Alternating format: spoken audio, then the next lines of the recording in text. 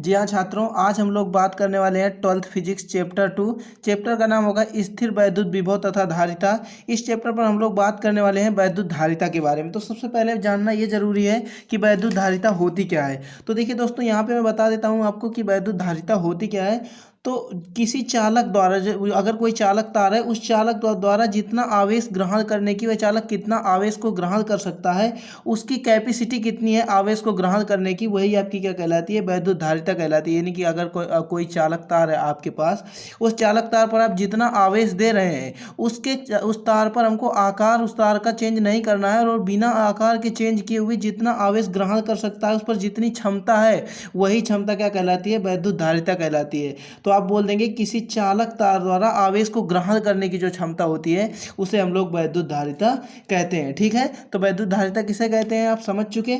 कि जो वैद्युत धारिता होती है, ये वैद्युत धारिता एक अदिश राशि है। कैसी राशि है? वैद्युत धारिता एक अदिश राशि है। इसमें दोस्तों अगर हम बात करें तो ये अदिश तथा धनात्मक राशि होती है। ठीक है, तो देखिए मैंने यहाँ पे आपको समझाने के लिए लिख दिया है। देखिए किसी चालक को मैंने बताया कोई चालक तार है, उस पर हम लोग आवेश को ग्रहण कराते हैं, और वो जो चालक तार है, वो जितनी आवेश को ग्रहण करने की उसके अंदर क्षमता है, उसके आकार को बिना परिवर्तित किए, वही आपकी वैद्युत धारिता कहलाती है। जो ये वैद्युत धारिता है, ये अदिश तथा धनात्मक राशि होती है। अब ये बात कर लेते हैं कि अदिश राशि क्या है। वह राशियाँ जिनको व्यक्त करने के लिए हमको परिमाण की जरूरत होती है, परंतु दिशा की नहीं, उनको हम लोग अदिश राशियाँ कहते हैं। दोस्तों अगर मैं बात करूँ एक चालक की धारिता, यहाँ पर अगर मैं बात करूँ चालक की धारिता की, कि चालक की धारिता का फार्मूला क्या होता है, तो यहाँ पे चालक की जो धारिता है, यानी कि चालक की धारिता C बराबर आपके पास फार्मूला होता है Q अपान में V। ठीक है, अगर मैं इसके मात्रक की बात कर लेता हूँ, तो यहीं से इसका मात्रक हम लोग निकाल सकते हैं कूलाम प्रति वोल्ट, क्योंकि जो ये आवेश है Q, आवेश यहाँ पर Q होता है, और इस आवेश का मात्रक होता है कूलाम, और नीचे जो विभव दिया गया है, इस विभव का मतलब विभव का मात्रक होता है वोल्ट। तो इसे हम लोग इसी से निकाल सकते हैं, तो हो जाएगा कूलाम प्रति वोल्ट। तो हमारा यहाँ से एक मात्रक निकल के आता है कूलाम प्रति वोल्ट। लेकिन फैराड नामक वैज्ञानिक ने इनको सर्च किया था, इसलिए हम लोग क्या बोलते हैं, वैद्युत धारिता का सर्च किसने किया था, फैराड नामक वैज्ञानिक ने। लेकिन इसलिए इसका एक फेमस सा जो मात्रक हो जाता है फैराड। ठीक है, तो इसका जो दो मात्रक है उनके बारे में हमने बात कर लिया, और एक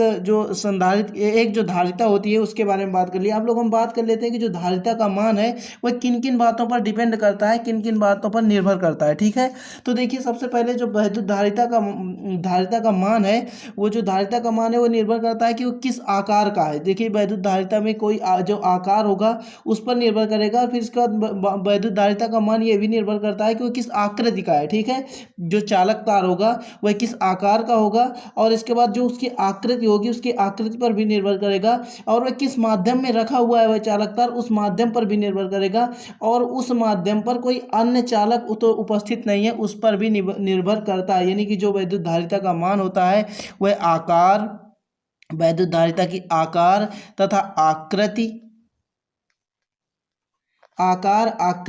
तथा चालक के माध्यम पर निर्भर करता है। ठीक है, इसके बाद मैं आपको बता दूं कि जो ये नंबर फर्स्ट पॉइंट हो गया अपना।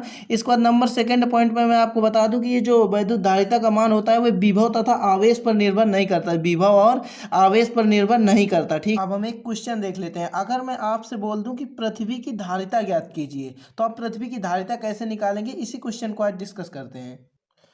तो पृथ्वी की अगर हमें धारिता ज्ञात करनी है, तो मैं मानता हूं कि पृथ्वी हमारी गोल है। हम लोग मानते हैं कि पृथ्वी गोल है। अगर पृथ्वी गोल है तो उसकी जो त्रिज्या होगी वह होगी 6400 किलोमीटर। कितनी होगी? 6400 किलोमीटर। अब मैं आपको बता दूं ये पृथ्वी हमारी गोल होती है, इसलिए यहाँ पे लगेगी गोलीय चालक की धारिता। तो गोलीय चालक की जो धारिता होती है C बराबर 4πε0 इंटू में R। तो यहाँ से देखिए हमें R की वैल्यू पता है, 4πε0 का मान हमें चाहिए। तो हम लोग जानते हैं कि 1/4πε0 का जो मान होता है वो होता है 9 × 10⁹ और हमें चाहिए ओनली 4πε0। तो हम इसको इधर ले आएंगे तो 4πε0 का जो मान निकलेगा वह निकल आएगा 1/9 × 10⁹। ठीक है, अगर मैं इस पृथ्वी की त्रिज्या किलोमीटर में है, इसे मैं मीटर में चेंज करूं तो हमें 10⁻³ का मल्टीपल करना पड़ेगा, तो ये हो जाएगा 6400 × 10⁻3, ये कन्वर्ट हो जाएगा मीटर में। इसी वैल्यूज को हम लोग यहाँ पे रख देंगे, तो हमारे पास वैल्यूज क्या है 6400 × 10⁻3। अब हम लोग क्या करेंगे, ये जो जीरो हमारे यहाँ धनात्मक होते हैं तो ये 10⁻5 बना देगा, और जब ये नीचे अपान में इसे ऊपर ले जाएंगे +9 को, तो ये माइनस में हो जाएगा। तो 10⁻⁻9 जब 10⁻+5 में घटेगा तो 10⁻⁻4 बचेगा। तो ऊपर क्या हो जाएगा 64/9 और इंटू में हमारे पास ओनली बच जाएगा 10⁻4। अब हम यहाँ से भाग दे देंगे तो 9 7 63 बचेगा 10, तो एक एक बार जाएगा और इंटू 10⁻⁻4।